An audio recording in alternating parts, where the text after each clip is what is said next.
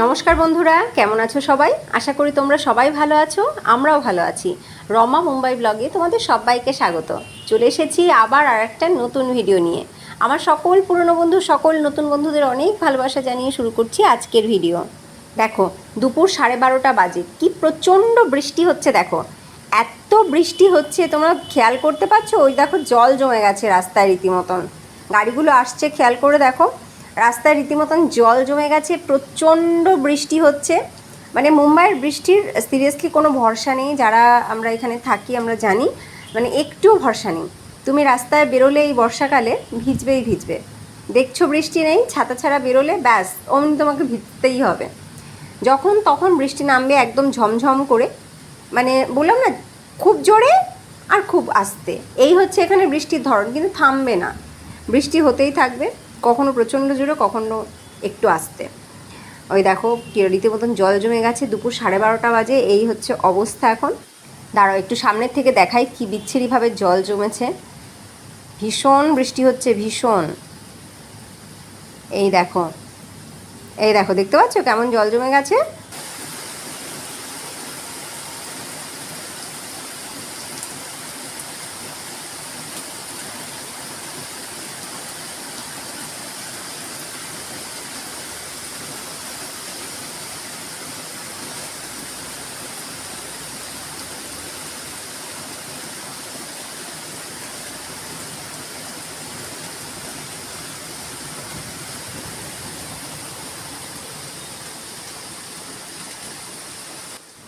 বর্ষাকালে মুম্বাইয়ের এটা একটা সবথেকে বড় সমস্যা। যেহেতু কনস্ট্যান্টলি বৃষ্টি হতেই থাকে, তো রাস্তার যেখানে সেখানে কিন্তু জল জমে যায়। তো গাড়ি চলাচলে এবং মানুষের সত্যি এখান থেকে ওখানে যাতায়াতে খুব অসুবিধা হয় এই বর্ষাকালে। চলো, আমি আবার ওদিকে রান্না বসিয়ে এসেছি। এই দেখো, পটল ভাজা হয়ে গেল। এবার পটল ভাজা নামিয়ে আমি মাছের ঝোল বসাবো। মাছ অলরেডি আমার ভাজা হয়ে গেছে, এবার শুধু পটল ভাজাটাকে নামিয়ে মাছের ঝোল রেডি করব।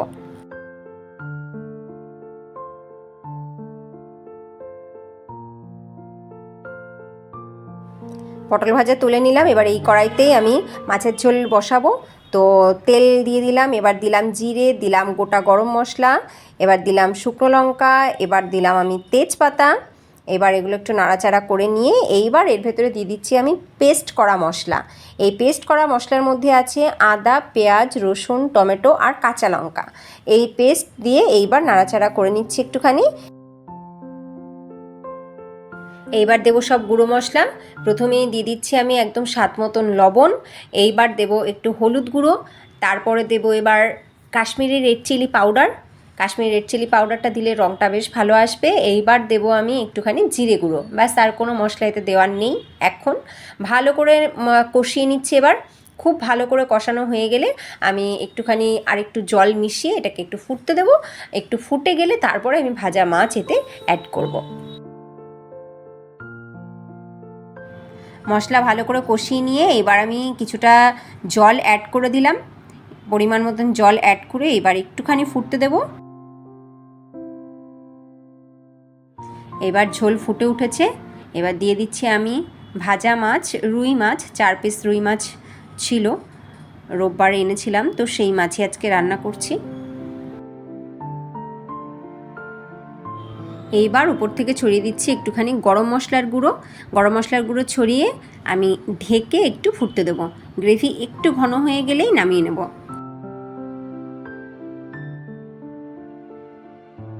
কিছু সময় পরে ঢাকনা খুলে নিলাম।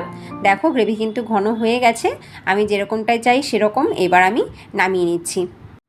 এই পাত্রেই মাছ ভেজে রেখেছিলাম, সেই পাত্রেই মাছের ঝোল ঢেলে নিলাম। তৈরি হয়ে গেছে সামান্য তেলে দারুণ টেস্টি রুই মাছের গ্রেভি। বসে গেছি আমরা খেতে। বাইরে কি সুন্দর বৃষ্টি হচ্ছে, ঠান্ডা ঠান্ডা ওয়েদার, তার সাথে পছন্দের দুটো খাবার। পটল ভাজাও খেতে ভালোবাসি, আবার তার সাথে রুই মাছের এই পদটা দিয়ে কিন্তু গরম ভাত দারুণ জমে যায়। ভীষণ ভালো খাচ্ছি আমরা। আর তার সাথে কালকের পায়েস রান্না করা ছিল ফ্রিজে, একদম ঠান্ডা পায়েস। উফ, দারুণ জমে যাচ্ছে দুপুরটা। খাওয়া দাওয়ার পরে দেখো, ছেলে বসে গেছে খেলতে। এই গাড়িগুলোকে নিয়ে অনেক দিন খেলে না, তো এগুলো উপরে তুলে রেখে দিয়েছিলাম। এবার সেগুলো সুন্দর করে ধুয়েছে, নিজেই ধুয়েছে, শুকিয়ে গেছে। এবার এগুলোকে নিয়ে খেলতে ওর একটু ইচ্ছে হয়েছে। আর ওদিকে টিভিটাও চলছে না বৃষ্টির জন্য, টিভিটাও বন্ধ হয়ে রয়েছে। আজকে তোমাদেরকে দেখাবো ওর খেলনাগুলোর আমি কী গতি করেছি, খেলনাগুলোকে আমি কোথায় রাখছি, কি করে রাখছি, সবটাই আজকে তোমাদের সাথে আমি শেয়ার করব। আমাদের কাছে আমাদের ঘরের জিনিসপত্র যেমন খুব মূল্যবান, সেগুলোকে যত্নে রাখি, তেমনি কিন্তু বাচ্চাদের কাছে ওদের খেলনাগুলো খুব মূল্যবান, তাই ওগুলোকেও যত্নে রাখা দরকার। দেখতে দেখতেই বিকেল হয়ে গেছে, একটা পার্সেল এসছে, এটা আমি অর্ডার করেছিলাম বেশ কদিন আগেই, তো আজকে আসলো। এইটা খুব দরকার ছিল আমার এই মুহূর্তে। এই দেখো কত বড় একটা বক্স, তোমরা নিশ্চয়ই ভাবছো এর ভেতরে কী আছে। দাঁড়াও দাঁড়াও দেখাবো, এক্ষুনি দেখাবো এর ভেতরে কী আছে। দেখে ভাবলাম হালকাই হবে, কিন্তু না, ভালোই ভার আছে। আমার ছেলে দেখো একদম কাঁচি হাতে নিয়ে রেডি, ও কখন এটাকে কাটবে, এর ভেতরে কী আছে ও দেখবে। পার্সেল আসলে ওই খোলে, বেশ উৎসাহে থাকে এর ভেতরে কী আছে। এই দেখো বেরিয়ে এসছে। দাঁড়াও দাঁড়াও, তোমরা কেউ কেউ নিশ্চয়ই বুঝতে পেরে গেছো, যারা যারা ব্যবহার করো, যাদের বাড়িতে আছে তারা বুঝতে পেরে গেছো। এই দেখো ড্রয়ার, মাল্টিপারপোজ ড্রয়ার আমি অর্ডার করেছিলাম। তো আমার ঘরে এত ফার্নিচার আমি করিয়ে নিয়েছি, তারপরেও আমার জায়গা কম পড়ে যাচ্ছে। এমনটাই হয়, যতই জায়গা থাকুক ততই সেটা যেন কমই পড়ে যায়, এই হয় অবস্থা। তো যাই হোক, দেখো ছেলে আমার বার করতে পারছে না, কষ্ট হচ্ছে, দাঁড়াও আমি বার করে দিই। বার করে ফেলেছি সব, এবার এগুলোকে অ্যারেঞ্জ করতে হবে একটার পর একটা। এই যে এত বড় বক্সের মধ্যে এগুলো ছিল, সব বেরিয়ে এসছে। এই দেখো খেলা হয়ে গেল, খেলনাগুলো ওইভাবেই ছড়ানো ছিটানো পড়ে রইল। এই হচ্ছে অবস্থা, কোথায় কোথায় না পড়ে রয়েছে ওর খেলনা। এই দেখো এমনভাবে রয়েছে, আমি তো ভয়ে ভয়ে আছি কোন দিন আমার মানি প্ল্যান্টের টবটাই উল্টেও ফেলে দেবে। এইবার এইগুলোর একটা গতি করব, এবং সেই গতি করার জন্যই আমি অর্ডার করেছিলাম এই ড্রয়ার।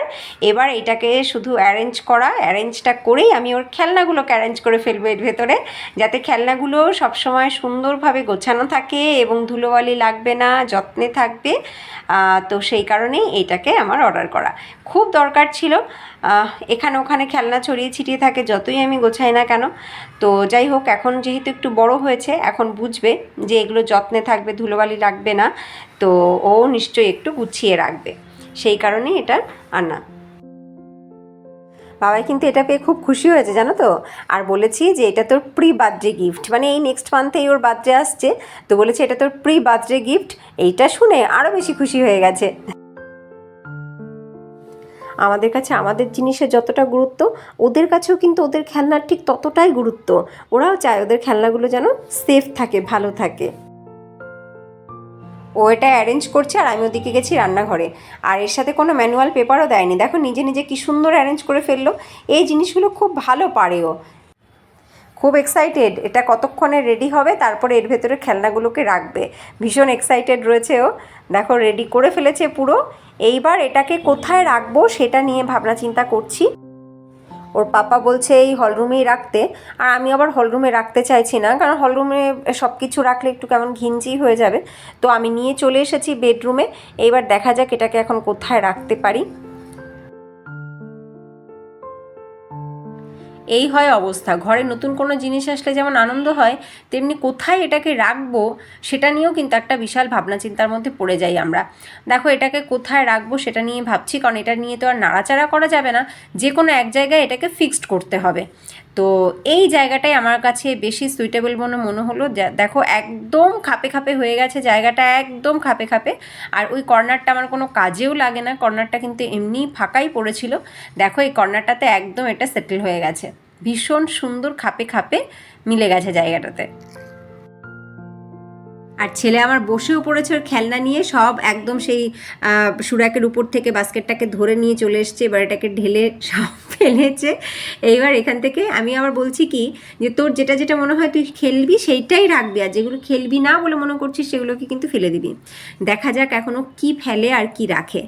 আমার তো মনে হয় না কিচ্ছুও ফেলবে, ওই একে একে সব তুলতে তুলতে সবই ও তুলে ফেলবে, সবই ওর বক্সে ভরা হয়ে যাবে। হয়ে গেছে পুরোপুরি ওর খেলনা গোছানো, ও নিজেই হাতে সব গুছিয়ে রেখেছে কোথায় কি রাখবে, তাতে ওর নিজেরই খেয়াল থাকবে। তো এই দেখো পুরো জিনিসটা, আমার তো খুব পছন্দ হয়েছে এবং আমার মনে হয় এটা সত্যি বাচ্চা ঘরে থাকলে এই জিনিসটার খুব দরকার। খেলনা সত্যি খুব সুন্দর করে গুছিয়ে রাখা যায়, খেলনাতে ধুলোবালি রাখবে না, খেলনাগুলো যত্নেও থাকবে। গিফটে পাওয়া খেলনা অথবা নিজেদের কিনে দেওয়া দামি দামি খেলনা, সেগুলো একটু যত্নে থাকলে অবশ্যই ভালো, আর হাইজেনিকও থাকবে, ধুলোবালি কম লাগবে।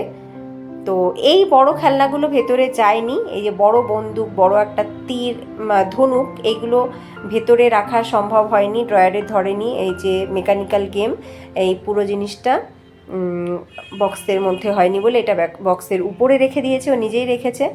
এইবার দেখি ও কোথায় কি রেখেছে। এই দেখো, এইটার মধ্যে রেখেছে ওর ম্যাগাজিন, এখানে ওর সবকটা ম্যাগাজিন রাখা আছে।